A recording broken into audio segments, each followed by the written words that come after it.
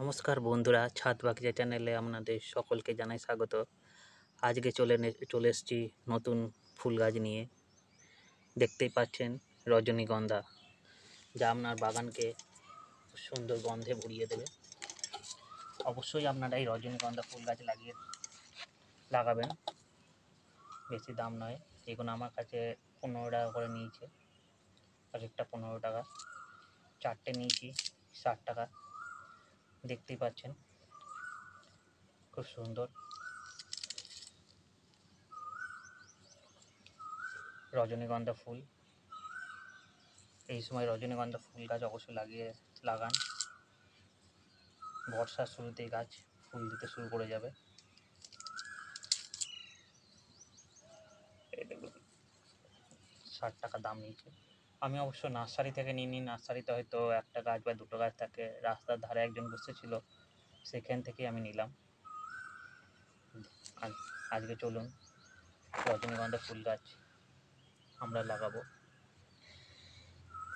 তবে এই গাছগুলো আমি একটা ফলের ক্যারেটের মধ্যে লাগাবো, যেহেতু অনেক কটা আছে একসঙ্গে আমি ফলের ক্যারেটের মধ্যেই লাগাবো। এই দেখুন ফলের ক্যারেট নিয়ে চলে এসেছি।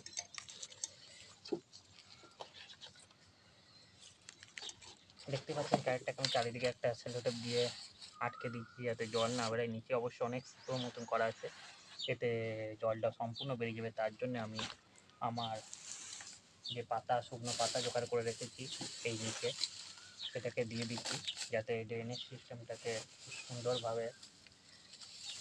টবের প্রসেসটা দেখেছেন অন্যরকম, কিন্তু যেহেতু এটা ফলের ক্যারেট, সেখানে বালি ফালি হয়তো অতটা দেওয়া যাবে না, ওয়েট হয়ে যাবে। তাই নিচে আমি শুকনো পাতা দিয়ে দিচ্ছি যাতে ড্রেনেজ সিস্টেমটা খুব সুন্দরভাবে হয়ে যাবে, মাটি আটকে যাবে এবং জলটা সহজে নিচে পড়ে যাবে। আর এই শুকনো পাতাগুলো যখন এই ফুল হয়ে যাবে, যেহেতু এটা সিজনাল ফুল, সারা বছর ফুল দেবে না, তাই পরবর্তীকালে ফুল যখন দেওয়া শেষ হয়ে যাবে তখন এটাকে আবার পুরনো এই মাটিটাকে আমি অন্য কাজে ব্যবহার করতে পারবো, আর এই পাতাগুলো পচে লিক কম্পোস্টে পরিণত হবে। তাহলে আমার একটার মধ্যে দুটো কাজ হয়ে গেল, সারও তৈরি হয়ে গেল, আমার গাছও হলো। আপনারা অবশ্যই যে কোনো সিজনাল ফুল বা যে কোনো সবজি অবশ্যই ফলের ক্যারেটে লাগাবেন। আমি বলে থাকবো। টবের দাম প্রচণ্ড পরিমাণ বেশি, একটা টবের দামই ভালো টব নিতে গেলে বড় টব 70-80 টাকা। আর এই ফলের ক্যারেটগুলো আমরা যেখানে ফল বিক্রি করে সেই সব জায়গায় 40 টাকায় দামে পেয়ে যাবেন হয়তো। আমার কাছে এটা 40 টাকা দাম নিয়েছে। বেশি পরিমাণে পাতা দিয়ে দেবো, কারণ এটা জল পেলে একটু বসে যাবে।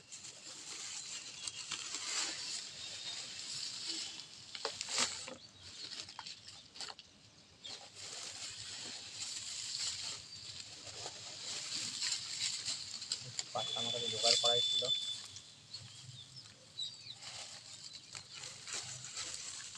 শুকনো পাতা, ডালগুলো একটু সরিয়ে নিচ্ছি, ডাল আছে।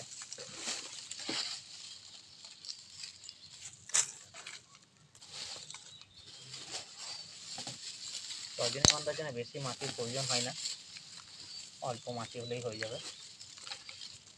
তাই ক্যারেটটাকে বেশি ভারী করতে চাই না আমি। আপনারা অবশ্যই রজনীগন্ধা ফুল গাছ এখন থেকে লাগিয়ে দেন, তাহলে ঠিক টাইমে আপনারা ফুলটা পেয়ে যাবেন। আর এটা খুব সুন্দর একটা গন্ধ দেয়, সুগন্ধ ফুল। আপনারা বাগানটাকে গন্ধে ভরে তুলবে। আর এছাড়াও বিভিন্ন রকম আপনার গাছে যদি ফল গাছ থেকে, তা পরাগ সংযোগ ঘটাতে এই ফুল গাছ খুব কাজে লাগবে। বিভিন্ন মৌমাছি, ভোমরা আকর্ষণ করবে, তার ফলে আপনার ফল গাছেরও পরাগ সংযোগ সহজেই হয়ে যাবে। এই দেখুন নিম পাতা দিয়ে ভরে দিলাম, এর ওপরে আমি মাটি দেবো। মাটিটা আপনাদেরকে দেখিয়ে নিই।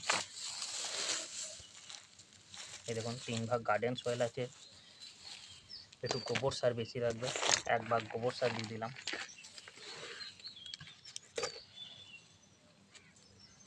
দেখতেই পাচ্ছেন পুরনো গোবর সার হলে ভালো হয়। অবশ্যই গোবর সারটা একটু রোদে শুকিয়েও নেবে। মাটিটা ভালো করে মিক্স করবেন।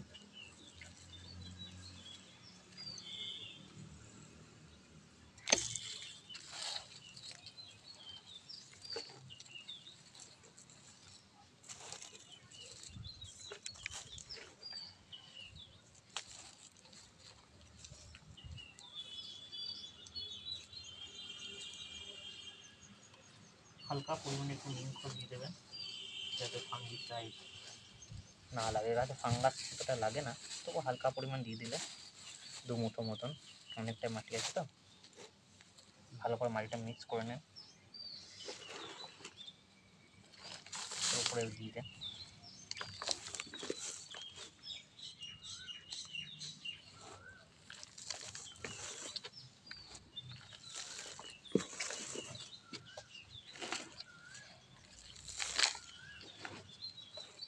অনেকগুলো গাছ আছে বলে আমি একটু বড় জায়গায় নিলাম, যাতে দেখতে সুন্দর লাগবে, যখন ফুল হবে পুরো ভর্তি হয়ে দারুণ লাগবে।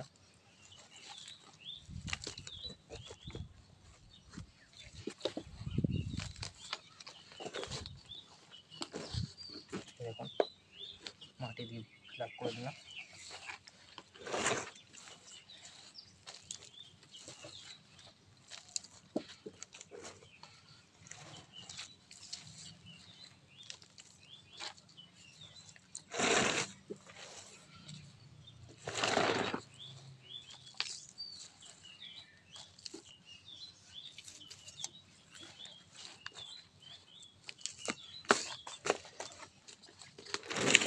হয়ে গেল আমার ফিল আপ। এই যে দেখতে পাচ্ছেন, এবার এগুলো একটা করে বসিয়ে দেবো তুতে।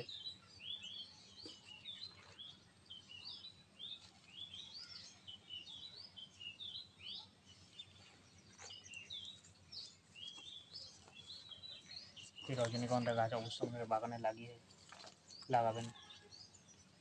গাছটা খুব সহজেই গাছটা হয়ে যায়। এর একটু সার মাটি বেশি প্রয়োজন হয়।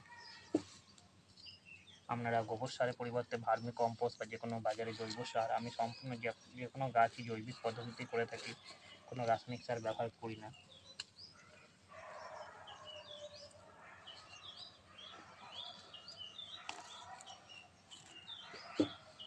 চারিদিকে লাগিয়ে দিচ্ছি যাতে আমার ট্রেটা ফলের ট্রেটা ভরে যায় গাছে। আপনারা রজনীগন্ধা গাছ লাগাবেন এবং আপনাদের বাগানকে আরও সুন্দর পরিপূর্ণ করে তুলুন। গাছ লাগান, গাছ লাগালে আপনার মন ভালো থাকবে, আপনার শরীর ভালো থাকবে, আপনার জিমে যাওয়ার কোনো প্রয়োজন হবে না। অবশ্যই আপনারা গার্ডেনিং করুন।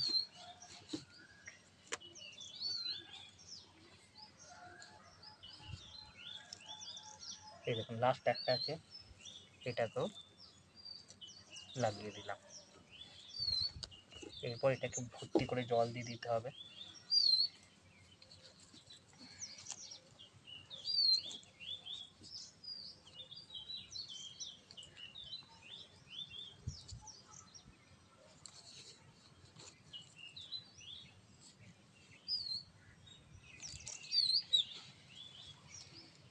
একটা পড়ে রয়েছে, এটাও লাগিয়ে দিই।